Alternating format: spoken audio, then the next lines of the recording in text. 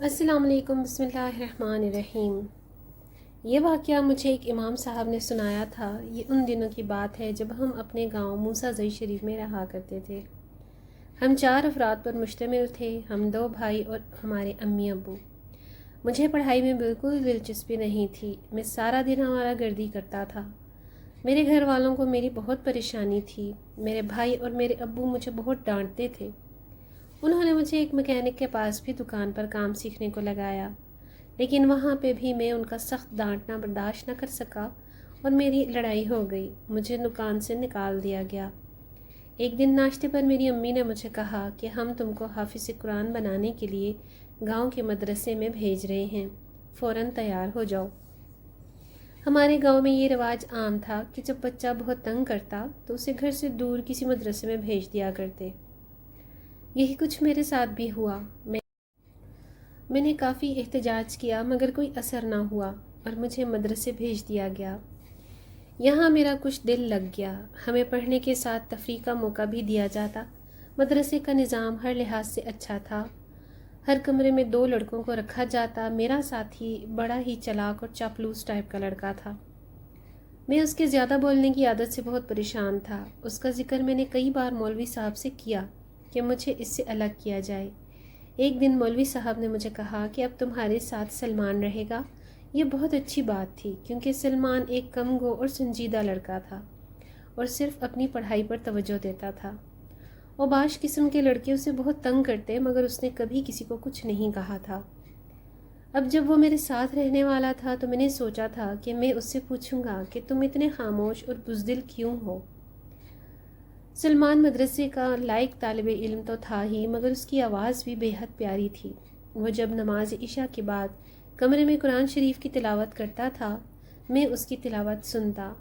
یہ ان دنوں کی بات ہے جب سردیاں آنے والی تھیں۔ میری آنکھ کھلی تو سلمان اپنے بستر پر نہیں تھا۔ رات کا پتہ نہیں کون سا وقت تھا۔ بہرحال میں اٹھ کھڑا ہوا۔ میں نے جیسے ہی سلمان کو دیکھنے کے لیے اپنے جوتے پہنے تو ایک بلی فوراً کمرے سے باہر نکل گئی۔ مجھے بہت خوف محسوس ہوا۔ میں دوبارہ اپنے بستر پر سو گیا۔ صبح جب میری آنکھ کھلی تو سلمان وہیں موجود تھا۔ وقت گزرنے کے ساتھ ساتھ میری اور سلمان کی دوستی بہت پکی ہو گئی، مگر سلمان نے ابھی تک مجھے اپنے بارے میں کچھ نہیں بتایا تھا۔ ایک بار میں نے پوچھا تو وہ ٹال گیا۔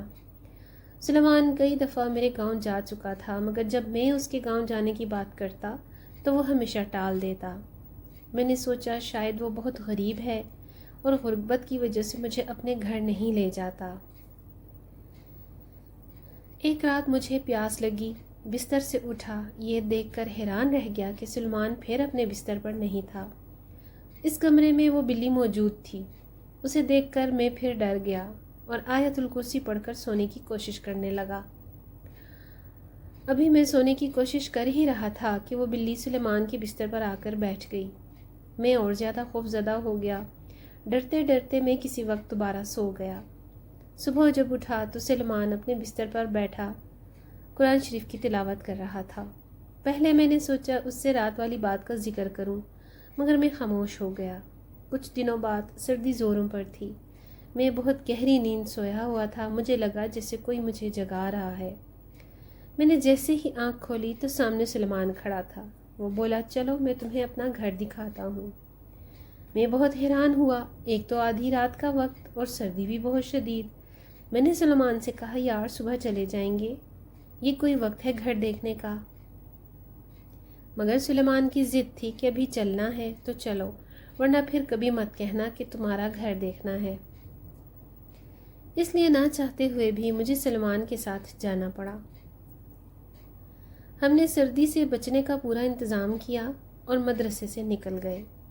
ہر طرف مکمل سلیمان درازندہ کی پہاڑیوں کی طرف جا رہا تھا۔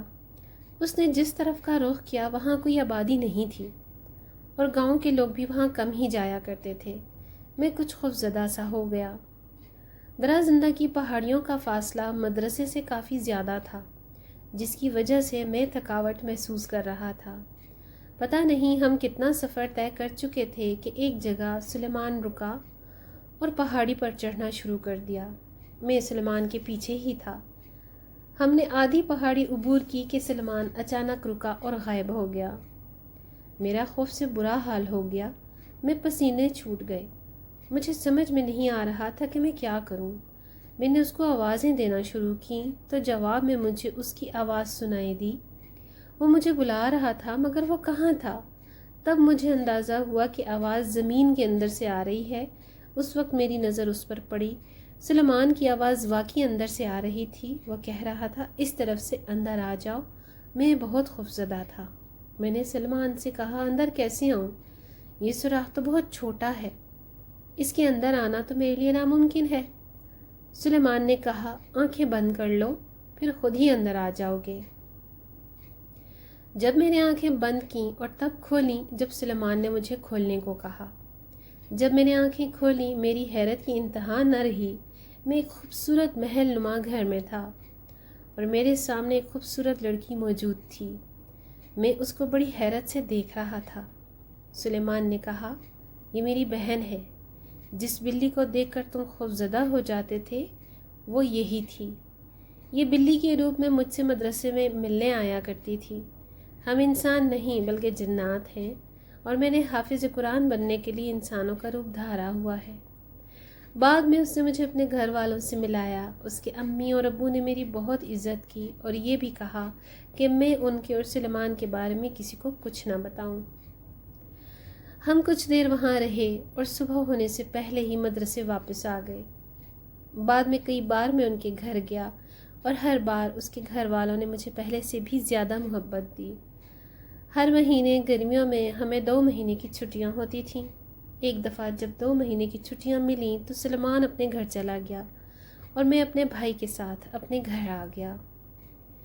گھر آ کر بھی سلیمان کے بارے میں سوچتا تھا۔ محلے کے لڑکوں کے ساتھ میرا بالکل دل نہیں لگتا تھا۔ میں چاہتا تھا جلدی جلدی چھٹیاں ختم ہوں اور میں مدرسے جاؤں۔